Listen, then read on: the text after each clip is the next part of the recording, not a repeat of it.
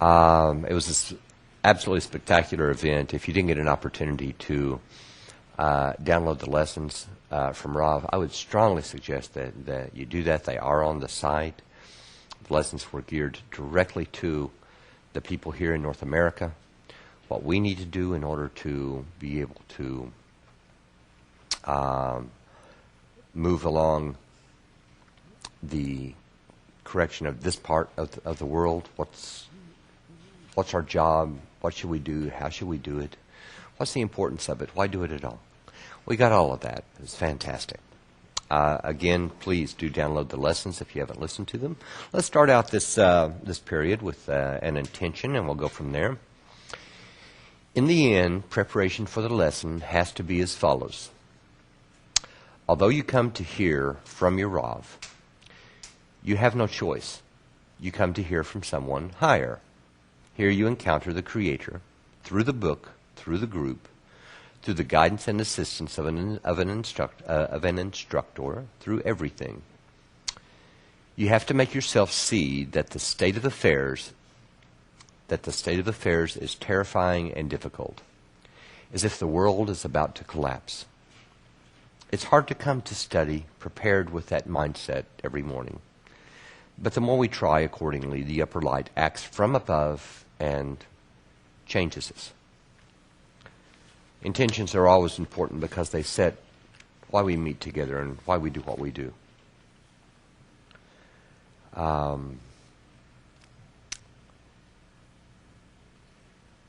When we come to meet together to study, to read about these incredible events that occur in spirituality, the entire goal, every single time, has to be focused on one thing and one thing only. Not me entering spirituality, rather me changing. It has to be focused on what is required here in order to do that. It has to be focused on not just me changing, but me, as in all of those that I perceive along with me. So what we want to do is we want to enter into an environment where this is the most important goal that there is to us. And as it said in the intention, that it has to be really, really a very, very strong sensation of need here. The stronger the sensation of the need for this changing, meaning me, the more that it will change. The response is always from desire. Now, where do I receive that desire? I receive it from my friends. I receive it from other students. I receive it from the materials of Baal Salam. I receive it from the instructor, from the Rav. And as you all at the Congress experienced real quick, that unification into one desire happens like magic. It's really incredible. This is the entire goal. And through that, we're able to progress. We're going to go through some words here. Some of them are from earlier lessons that we kind of skipped over for one reason or another because we didn't quite have it here. Let's start with Tzimtzum Aleph. Tzimtzum Aleph.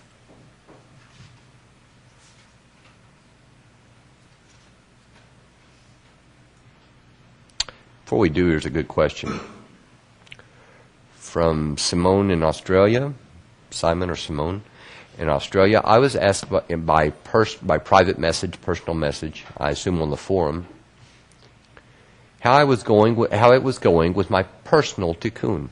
My personal tikkun means correction in Hebrew. So we'll just use that word. Start out with that. In fact, let's extend it. Let's extend it to Gemar Tikkun.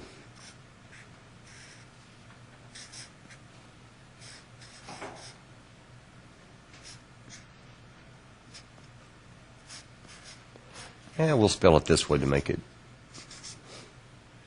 Gemar Tikkun, G-M. And you can kind of draw little colons here, and it makes more sense. Because it's kind of like the way we say st, st. Hebrew has several words, in fact, that you do this with in certain circumstances as a rule. Sometimes when something is a plural, or sometimes when someone is creating a construction form like B'nai Baruch, B-N-E-I, B'nai, which means sons of Baruch. Gemar Tikkun actually means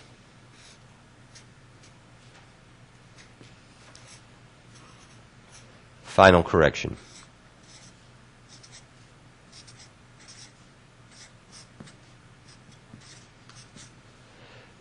Gemar is the final part. Tikkun is the correction part.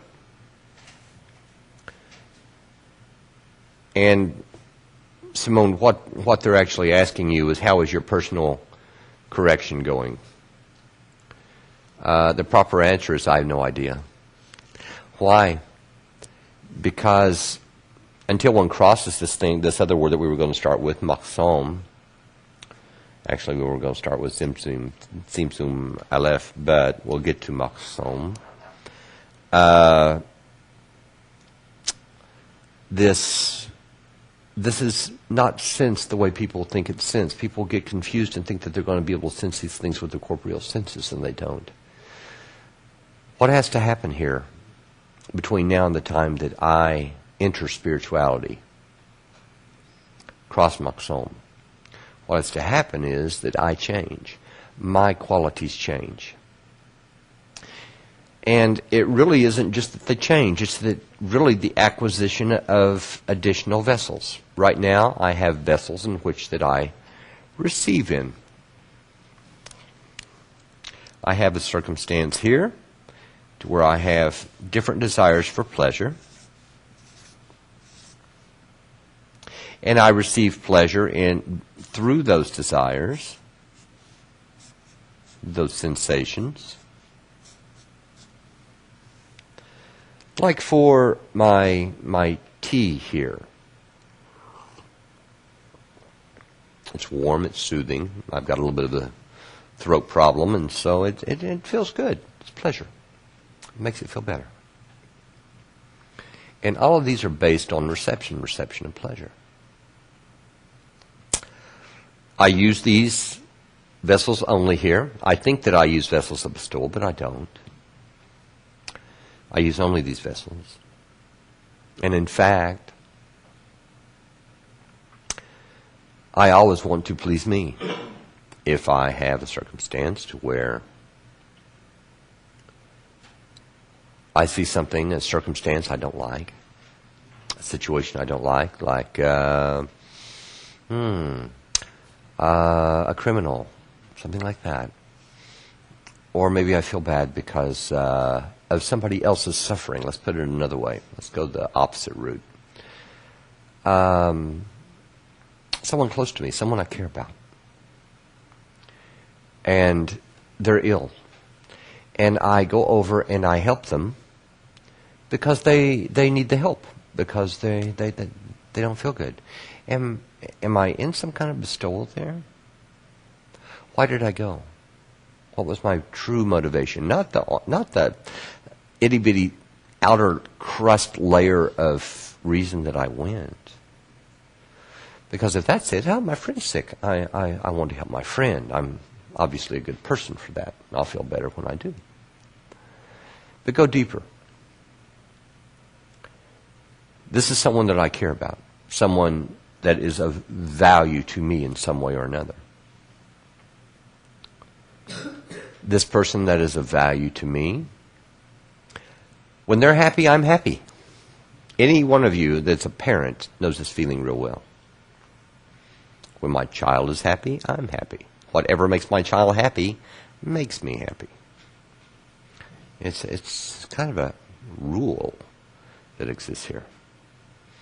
And even when my child wants something that is not good for it, Each of us have been to the grocery store and experienced this, especially when you go by the checkout stand where the stores are so kind to you that they think that you would love to see all the candy bars up at the counter. Those aren't there by accident. They're there because when you roll through with your child will say, "Mine, I want that." Every time. I experienced this many hundreds of times. Now, here's the deal. Here's where it works. You want to say yes. In truth, you want that child to receive pleasure. It would make you feel better because your connection with them if that child receives pleasure. Do I want to say no? No, I want to say yes to the child. No problem. Every time. Now, I don't. Why? Because we're talking about candy that's full of sugar. It can harm its appetite. It certainly isn't necessarily good for it. It has a lot of fat in it. It's not good for the child. Every now and then, once in a blue moon, okay, I'll give it some candy, but as a rule, let's give it fruit for it's what's good for it, right?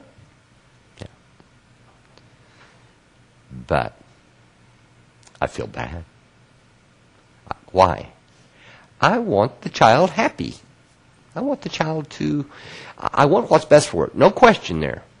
But also, I want the child to be happy. I will be happier. I want. That's the key part. Anytime I start the sentence with I want world hunger to end. I want world peace. I would feel better if. I want you to feel good. Why?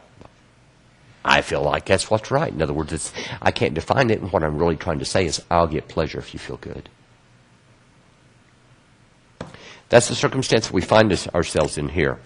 Whether it is me receiving directly some kind of a pleasure, it doesn't matter. Either way, either I'm receiving pleasure, you're receiving pleasure. It doesn't matter. As long as at the end of the day I'm feeling better, that's good enough for me.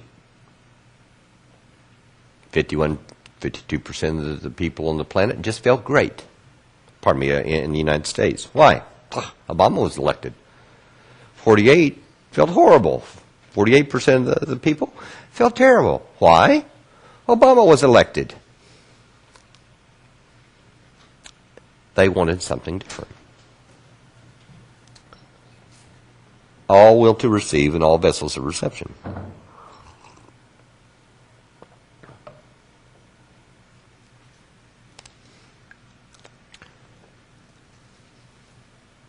Guess what? There are other vessels.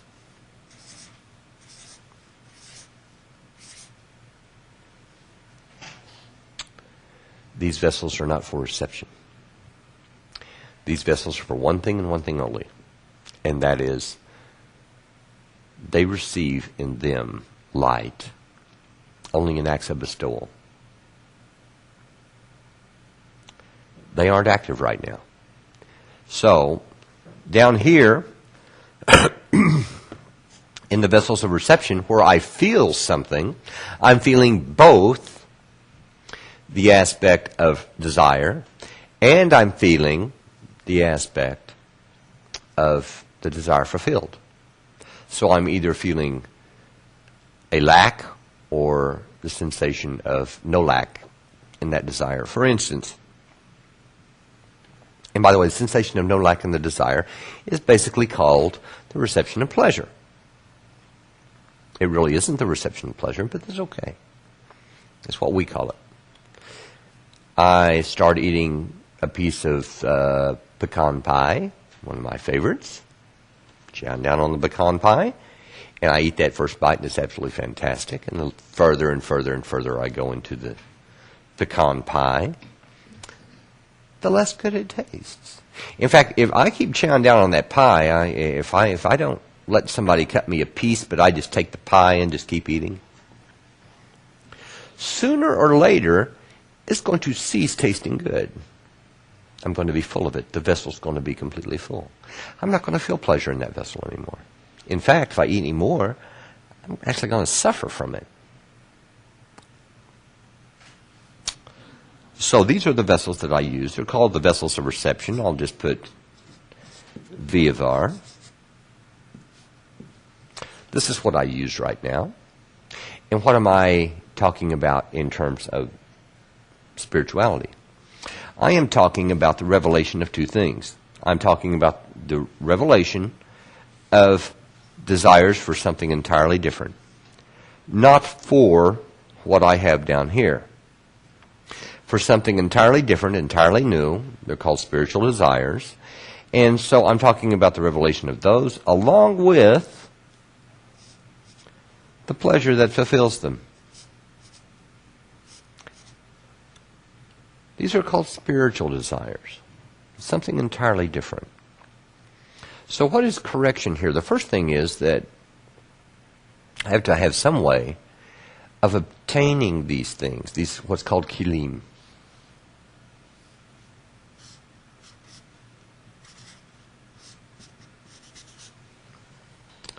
I think it's too sharp.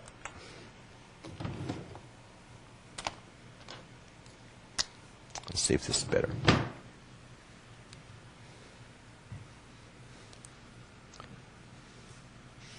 Yeah. Kilim.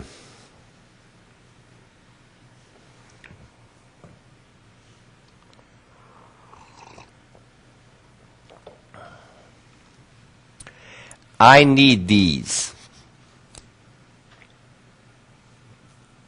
And in truth, here's the real catch. I really don't have will to receive desires. Not even the bottom ones.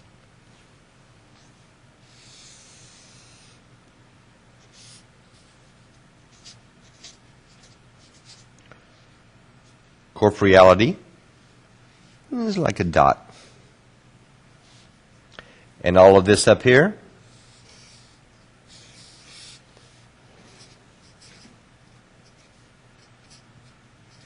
spirituality. In other words, I don't really even have the vessels of reception for spirituality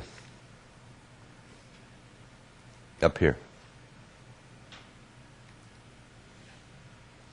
The only thing that I've got is the vessels for corporeality, the things here. Tiny, itty-bitty, teeny-weeny pleasures. And what I need is something additional. Actually, two additional things. I need vessels of reception and vessels of bestowal for something different, for a totally different level. Rob was saying today in today's lesson that it's taken the soul a long time to evolve through all these different states. It does for a reason. If you can think of imagine all the rock. And we're talking about all the rock, not in St. Louis, not in the United States, not in the world, not even in this galaxy, but in the entire universe. It adds up to a lot more than, say, how many plants we have. A whole lot more. So this level of rock is represented in our corporeal senses is just a huge level. And the plant level, compared to as much still level as there is quite small. Still huge, but it's quite small. Quite small compared to that still level, the vegetative level.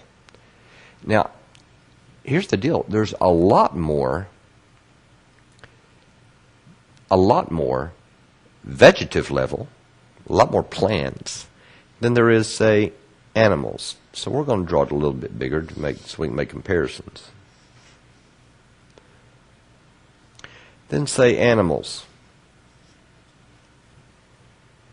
Still, vegetative, and say animals.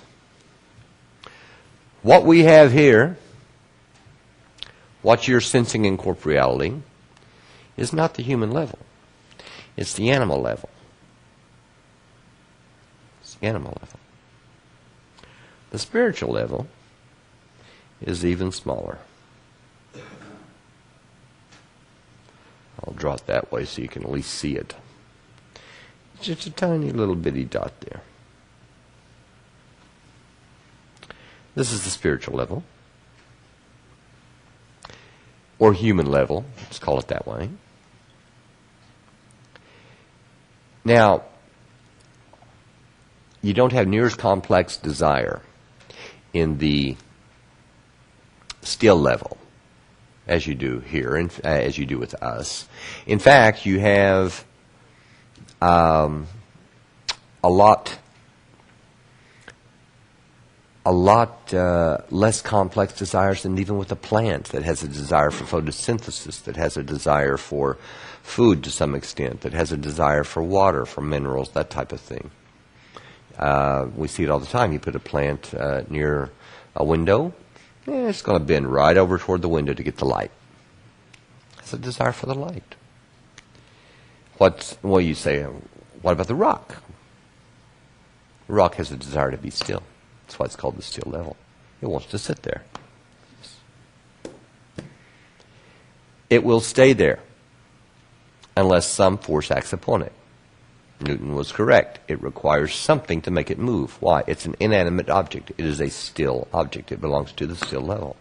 It has a desire for one thing. This represents desire for one thing. To be still. That's it. So the plant level is a lot more complicated in terms of desire, a lot more developed. And of course we get into some really freaky plants. I don't know if you've ever seen one. There's something called a Venus flytrap. This thing's incredible. It actually waits. It has this intricate system all in it. It has some type of very, very sweet nectar inside of it that attracts flies to it. The fly comes in, flies into the Venus flytrap, and it goes, and it digests the fly for its minerals, along with other bugs. Now this creature is not an animal, it's a plant. And then in the animal level, of course, we look around at the different animals here on the planet, and there are a variety of them. Obviously, the desire is even greater in those. Not to mention this level, the human level of animal. It is obviously a lot greater. My desire is a lot for a lot of things in life is a lot different than can be said about the desire for, say, a dog. So again, we have this huge discrepancy. Discrepancy in what? Desire, both in quantity and quality. And then we get to the final level. What is the final level? The final level is, of course, spirituality. It's human desire. This is something entirely different. The desires are much, much, much, much, much more complex. Tons more. And for entirely different things. Think about how many desires you have for you compared to your ficus, to your plant. The ficus wants this, it wants that. A little water, a little sunshine, a little minerals. And then think about yourself and how many more desires you have in a 5-minute period than the ficus has in its entire life. It has 3 or 4 or 5 desires. That's it. And its systems are very, very uncomplicated compared to us. A lot more complicated than compared to a rock. So now you can get an idea of what you're looking at upon entering spirituality. If you compare your desires that you have right now to, say, the ficus, and you take that up a notch, it's the same as the spiritual level on those desires compared to the corporeal level. So many more very complex, very dense desires. You can't compare. So, we have all of these systems, and then we have this section up here that's called spiritual. And the only thing there, folks, desires for all of our corporeal things are not there. Those are here. And they have nothing to do with what we're trying to solve. In other words, if I have problems and I'm thinking I'm going to be able to solve them somehow, some corporeal problem, some animal problem, some human-animal problem, with spirituality, that's not what they're for. They have nothing to do with here. In fact, you fulfill, imagine what would happen if you feel a desire to bestow. Now think about this. My desires here are to receive, so if I'm fulfilling a desire to bestow, the opposite's going to happen that happens here. We'll think about that one a while. So, what is this thing called correction? It is the attainment of these desires in spirituality, both vessels of reception and vessels of bestowal. And correction, personal correction, is the correction of my desires. How? Because they start out egoistic. Even in spirituality. They're different, they're for a different pleasure. What's the different pleasure? I want to use something in order to please me. Just like here. It's the what that I want to use. What do I want to use here? Still, vegetative, and of course people. To please me, just like my daughter that reaches for the candy bar in the store. And I now have an opportunity to please me, to purchase the candy bar for her in order to please me. I think it's in order to please her, but it's not. Or I wouldn't buy the candy bar anyway. I wouldn't care. It wouldn't make any difference to me. Actually, we have had questions on the forum lately about love. That's called corporeal love. As you can see, it's quite corrupted. But these aren't the desires we're talking about in the least. We're talking about a desire for something to please me. True. But now it's the Creator. Why? Because above this line here, that is called maxom,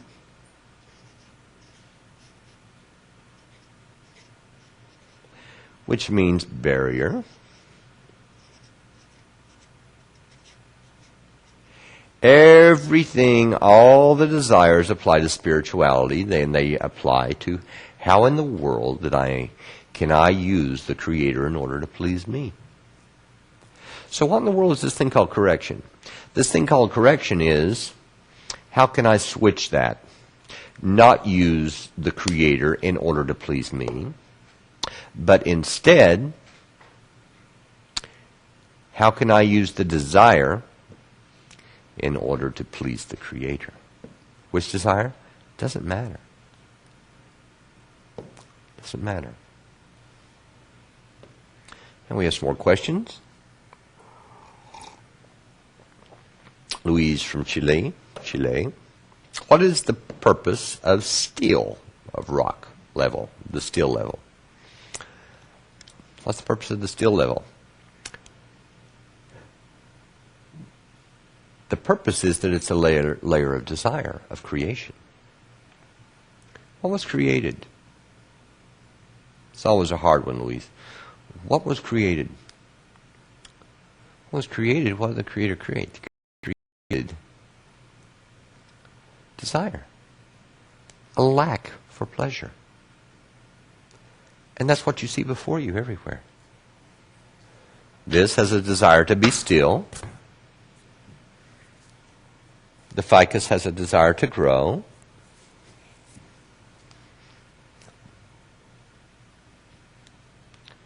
It is simply a division of desire into sections. There's nothing here to correct. All the correction now is in the spiritual level. Israel, from Utah, Salt Lake City, Utah. Hi, Israel. Spirituality is said to be much more immense than corporeality, but the spiritual is the smallest amount in corporeality. Why is that? There isn't anything spiritual in corporeality. Nothing. Zero. No such thing. Are you referring to religions? That's just another form of trying to get something, trying to get pleasure. What pleasure? Oh, well, if I do this, I'm getting closer to God. Or I can get money, or fulfill other things. I need to be healed because I'm healthy, or whatever. The massive variety of them. Or I feel better about me, pompous, feel better. I'm a good guy.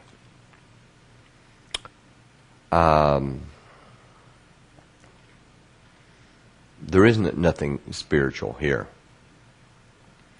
What is spirituality again?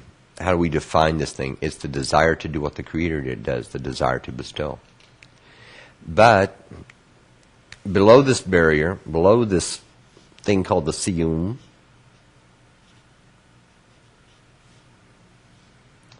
below that,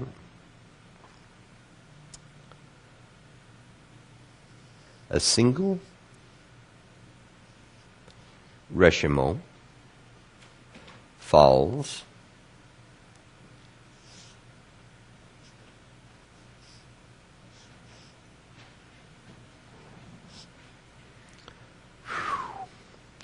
I have got to be the worst artist on the planet. Yeah, that's a person. A single reshimo falls here. And we'll draw this heart bigger over here. Do not be thinking this means corporeal heart. So I've got a heart with a point in it. What is this heart? This heart is all of my desires. Regular desires. We're talking about desires for food, sleep, family, sex, normal animalistic desires, along with human animal level desires for money, honor, power, knowledge. Okay? But inside there lies something sound asleep. It sits and it waits until it's properly prepared through time, which that time is becoming now for literally hundreds and thousands of people, actually millions. What's happening? Points in the heart are waking up. What is this point? It's the desire to do what the Creator does. It's the desire to actually use the Creator for its own self-benefit because it fell. It is egoistic. But it is a spiritual desire, and it is the only spiritual desire here. A corrupted one, yes. A point in the heart, yes. Why are you here? Israel, you're here because of that point in the heart. It's not going to make you more money. That happens from a desire down here called a desire for possession. It isn't going to be able to make you smarter, have more knowledge. Why? That's another desire down here. It's a place where we have universities that will teach you what you need to know. It is for one thing and one thing only, and that is the desire to do what the Creator does, the desire to make an act of bestowal. What's bestowal? I don't have a clue, but I know I want it. Something's missing. I can't quite figure it out what it is, but something is missing. What in the world could it be? That tiny, tiny, itty-bitty drop of desire. Teeny, tiny point. Think about it, Israel. How many other things do you want to do every day? How many things do you want to do every day? Tons of them. Yet, you're here. But there are other things that take priority most of the day. You have work, you might have family, you have this, you have that, whatever. Sleep, eating, if you're going to eat. Got to. Why? If you don't, you die. But you're also here. It is a tiny desire. It grows. It grows larger and larger. Actually, it ends up overtaking all the rest of the desires here. And it is when it gets that large to where this point has enlarged itself to where it is larger than the rest of the heart. In other words, we say that the desire has increased all the way to the bottom of the heart. It overshadows all other desires. Does that mean that I don't want to eat, sleep, drink, be healthy, have family, have money, honor, power, knowledge? No. Those desires stay. That's for this level. But this other one has continued growing inside of me to such an extent, Israel, that even though I have this, one moment, even though I have this desire, these other desires, this desire is basically taken over. It is not that I don't have to eat, sleep, and all that. Not that I don't have necessities, because I have to take care of them. But, on the other hand, too, I do have this that overrides everything else. Madian from Philly. Madian, how are you doing? Madian is one of our friends that flew in from Spain to the Congress, and just an incredibly delightful person with an amazing desire. She's on the form a lot. I strongly suggest any of you that did not get to come to Congress get to know this person. Anyone that did get to come to the Congress, I don't have to tell you, do I? Very special person. Is there any difference between desire and need? Of course.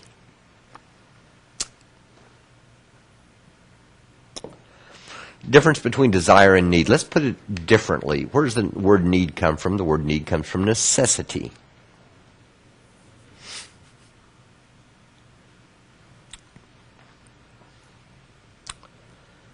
So, how do I know what's a necessity and what's not? What's a desire? A desire is a lack of pleasure. I want it. Why? So I can feel good. What's a necessity? A necessity is when I don't want it. I don't care about it. But I do it anyway because I need it in order to exist. I'll give you an example, Madian. If I don't know how it is in Spain, but in the States here, we have large corporate electric companies that take care of supplying us electricity. And they're real funny about this. They all want to get paid.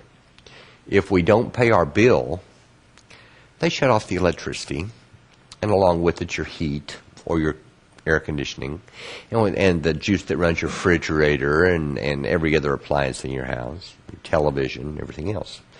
Now, Marian, do I want to pay that company money every single month?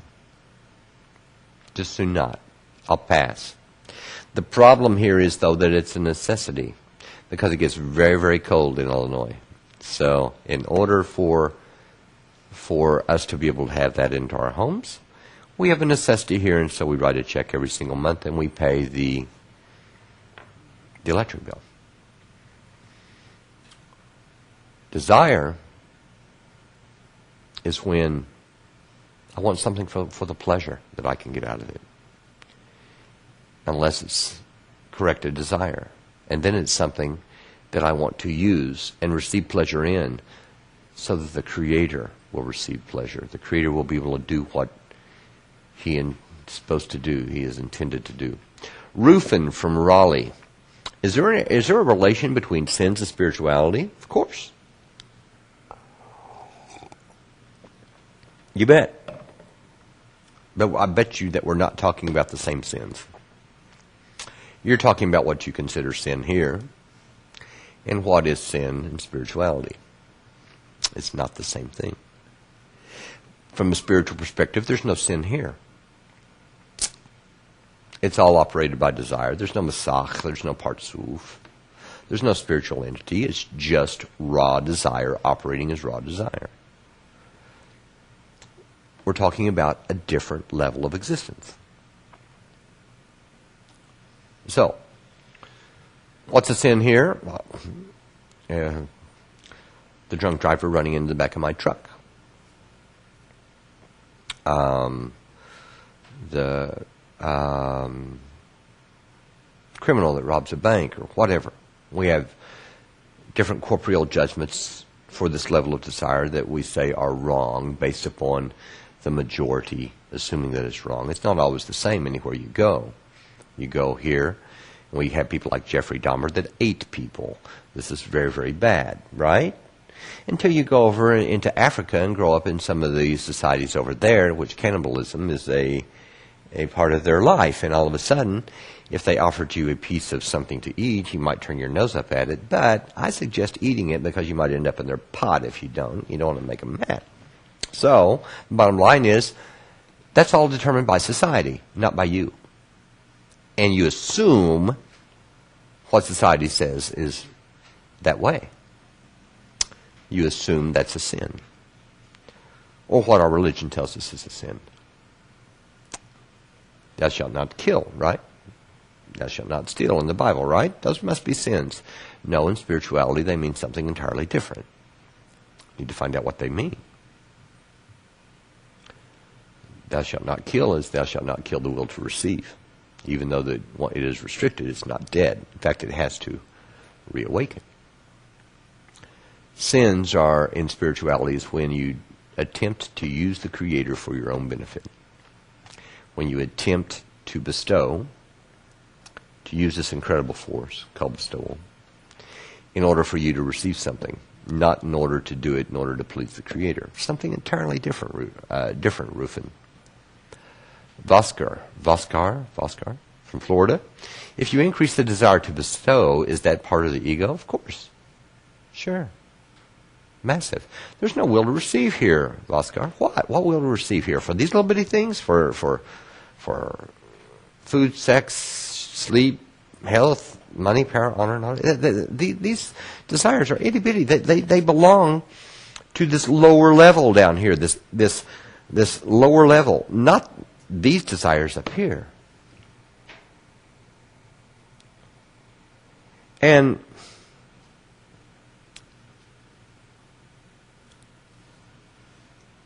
this thing called correction occurs when this becomes the focus of my existence, Voskar. Here's where I want to be. I want to be in this area. I want to exist up here, not in these desires. Yeah, I got to have some money. I got to have some honor. Got to have some of this, some of that, some whatever. Got to sleep. Got to eat. That's right. But this is the reason for my existence. I want this part here. So, what's going to happen? What's going to happen is that when that desire to do what the Creator does has reached a certain level, a level of overcoming all other desires in importance.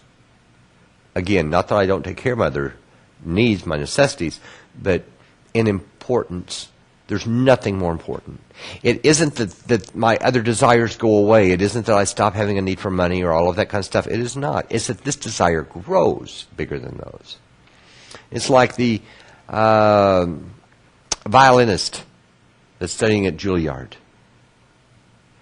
Does he have to eat, sleep, everything else? You betcha. Does he have desires for all sorts of pleasures? You betcha.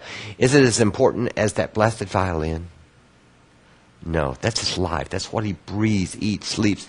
This is everything. It's a greater desire than everything. It's the purpose of his existence. It's why he's here. Nothing could be more important. And he's willing to forego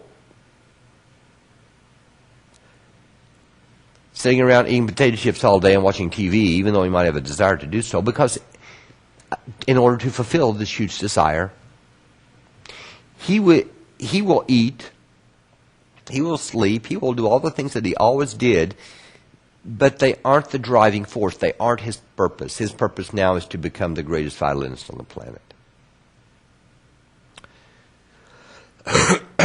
We have the same situation here. We have this becoming the most important thing.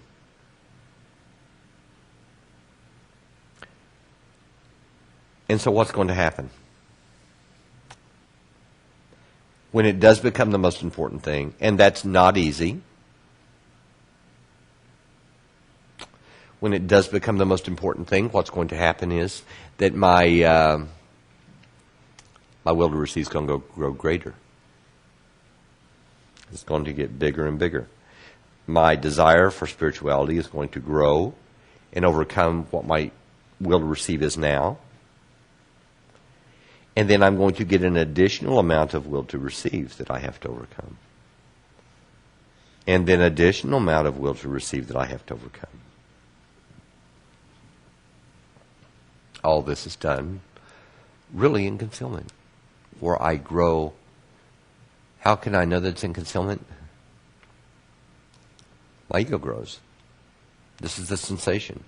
And then the goal grows above it. And then here I place the importance of the goal on the ego, and then the ego grows even more. It's how we progress and how that desire builds to where it is a all-encompassing desire, more important than anything. What's the next level of egoism? It's my reshima, my next reshima, my next situation. So, there comes a point when these desires are revealed to me.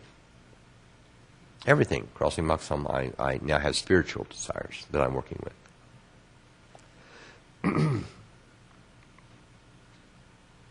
My entire reality has changed. Now, what I have here is a reality based upon spirituality, not based upon corporeality.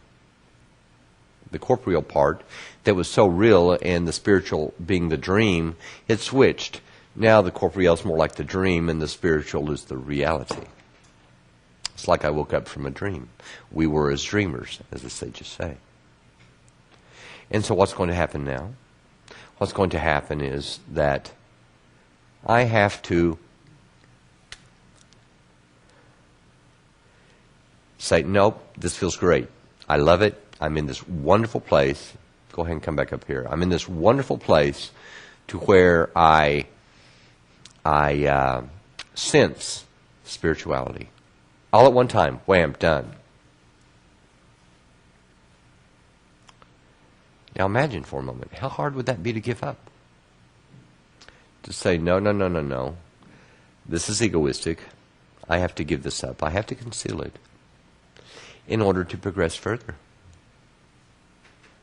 In order to be able to use it in order to please the Creator. So I sense this incredible thing in this spiritual vessel, spiritual sense. And I say, no, you know what?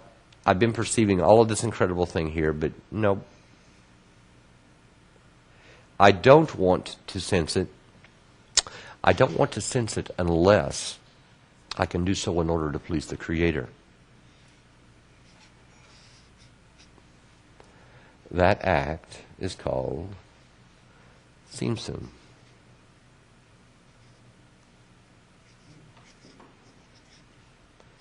Simsum. It means restriction. So restriction isn't about this world. It isn't about giving things up. Everyone is always concerned, what am I going to have to give up? What am I going to have to do here? It isn't about that. There are two simsums. The first one that we've studied, obviously, you know it. It's at the end of the 4 phases of direct light. The creature feels he has made an act of bestowal.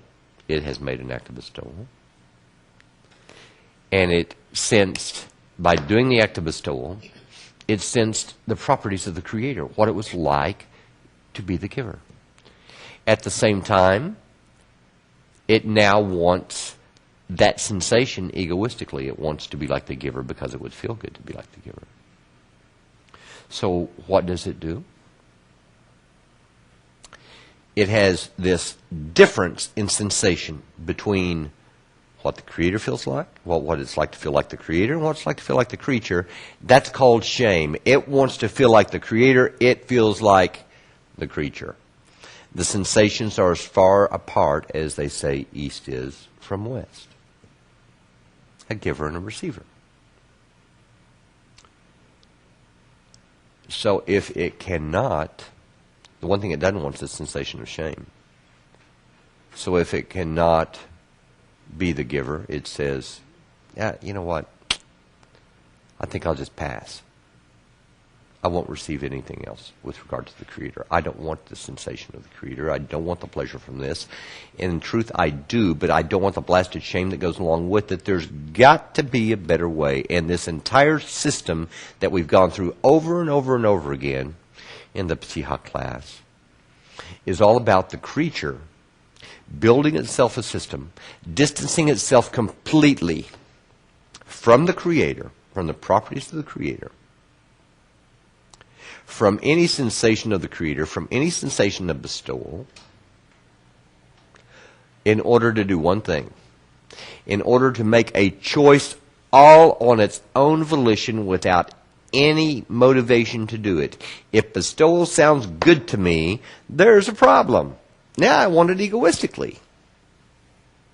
Thank you. Now I want it egoistically. Not good. I'm just trading a donkey for a horse. Haven't done anything.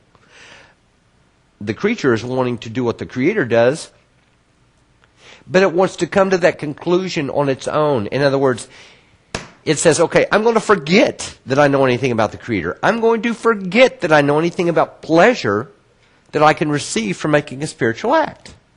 Yes? Why? Because I want to determine to do it, not because I see how great it is. That just leads me to greater egoism. I'm dead there. It's a dead end. If I can perceive the Creator today, I'm in trouble. Because the moment I can perceive the Creator, I'm going to want Him egoistically. It's a real problem. So I have to be in concealment. And now you understand the reason for the breaking of the vessels and the creation of Adam and Eve.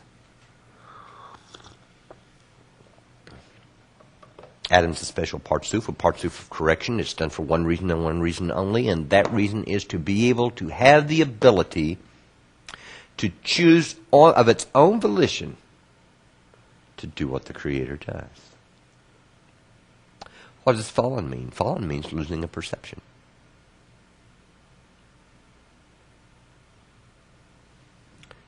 Along with its will to receive part called Eve. Have the angels a place here?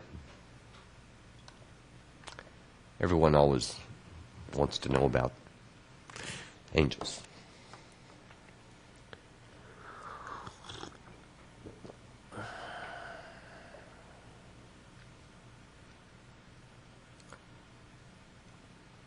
Louise, angels are spiritual forces. You want to see an angel? I'll show you one. No problem.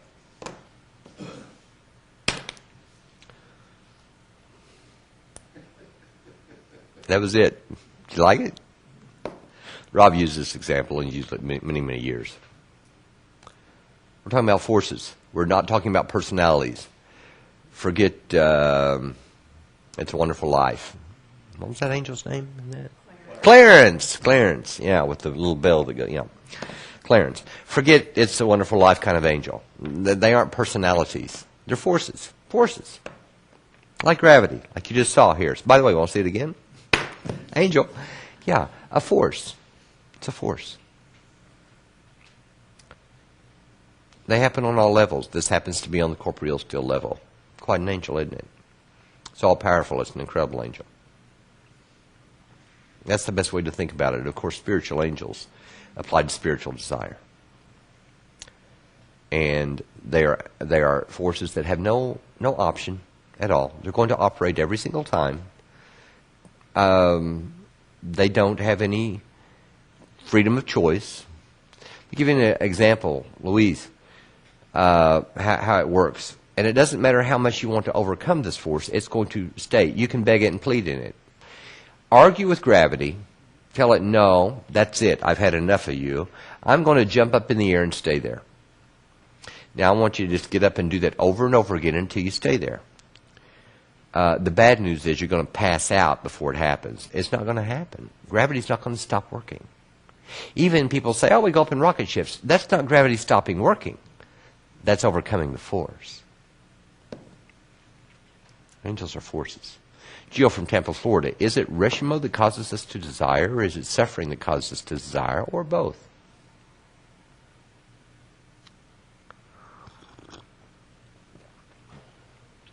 Good question. Excellent.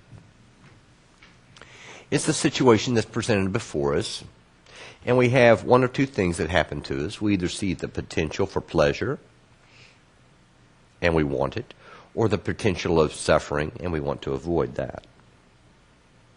There's always one of two things, period. By the way, it's the same thing.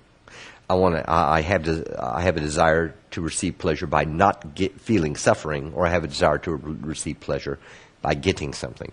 Either way, it's the same thing. The circumstances presented before me. And you bet, what do I want? I want whatever that circumstance presents, in one way or the other. So, and where does that reshimo come from? Spirituality, meaning what? The Creator. The next place up, if you want to look at it as up, the lowest place in spirituality is where it comes from. What do we call the Creator? The next level. This is why the Creator changes to us every single time. As soon as we attain equivalence of form with that particular level, the next level will be the qualities of the Creator. And this will be just normal. Yes?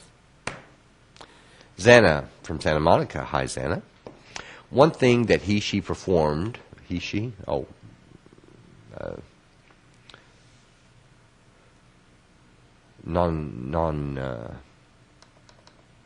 have several here. One thing that, let's call it the Creator performed, an act of bestowal and enjoyed it. Is this enjoyment of doing it considered a sin? Of course not. That's what you're here for. You exist in order to receive pleasure. Well, to receive. But why do you receive the pleasure? To whom are you aiming the reception of pleasure to benefit? You are the Creator. You see, you don't have that option here. Not in corporeality. I feel a desire. Desire for what? Desire to drink tea. I don't have a masak over the tea, over a corporeal desire. How am I going to drink this tea in order to please the Creator?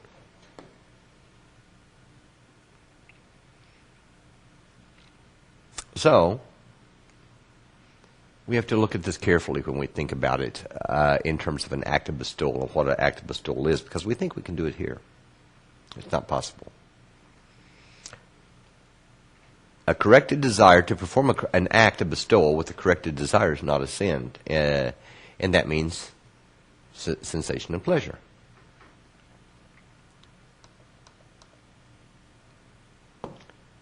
Louise, have someone get to Gemar Khatun? Yeah, to Gemar Tikkun, yes, they have. There have been many people, Kabbalists throughout the centuries that have achieved final personal correction. There's two of them. There's one that's an overall Gemar Tikkun, and there's the second one that's a personal Gemar Tikkun. They are not the same thing. So an individual Gemar Tikkun, yes, of course. Are you not given a soul until one crosses the Maksom? What is a soul? A soul is actually the partsuf that has the ability. What's a partsuf? A vessel with a masach. What's the point in the heart? The potential soul. You can think of it as if being a potential, like a sperm is a potential baby.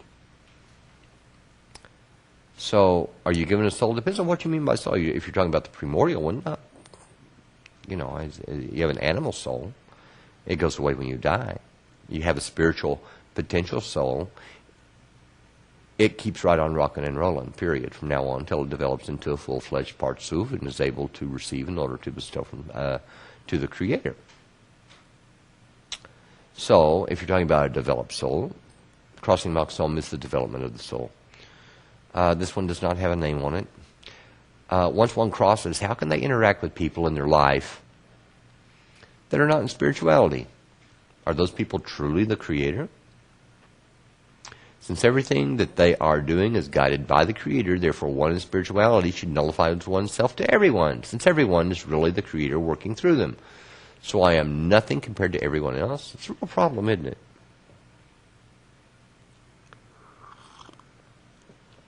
How do I handle that? How you handle it is you don't go by belief. Okay, hi Creator, how are you doing? I'm looking at everyone from the Congress member Marlene. I'm looking at Marlene here.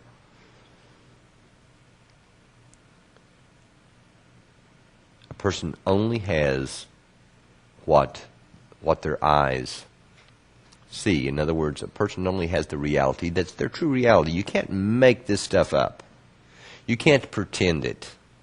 You can't pretend that these in front of me are the Creator. I see a Creator? No, I see Marlene. What do I do?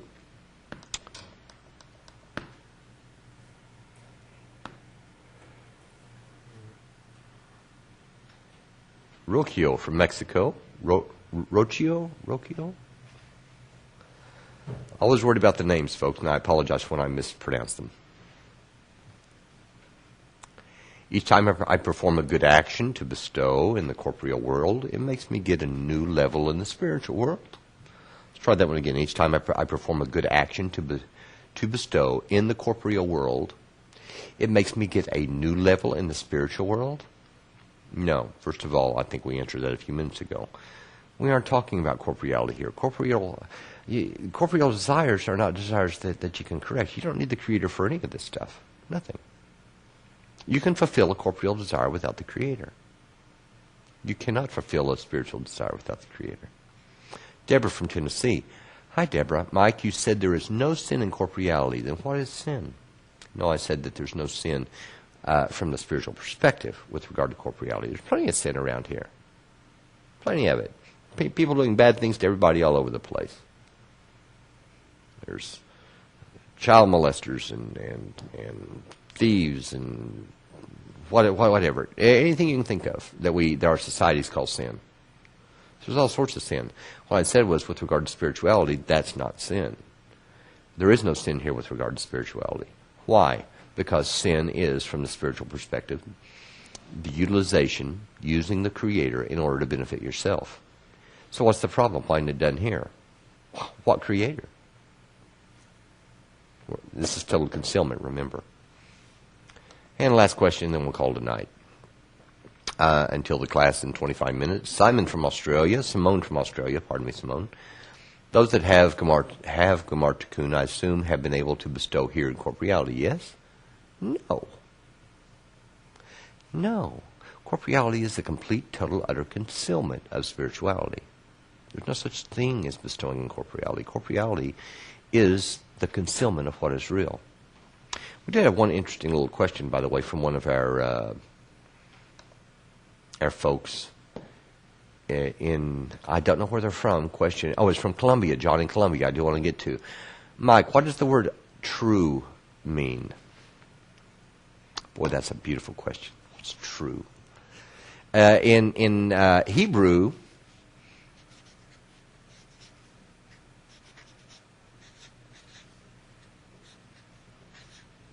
amiti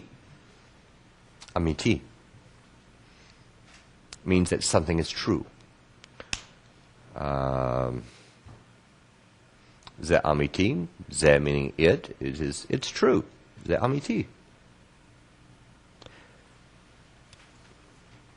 But what does true mean? In other words, what they're asking is, here we make every decision based upon bitter versus sweet. We react only in corporeality based upon whether or not we can receive or not receive. What? Pleasure. Or avoid suffering. It's the same thing. Spirituality is completely, totally different.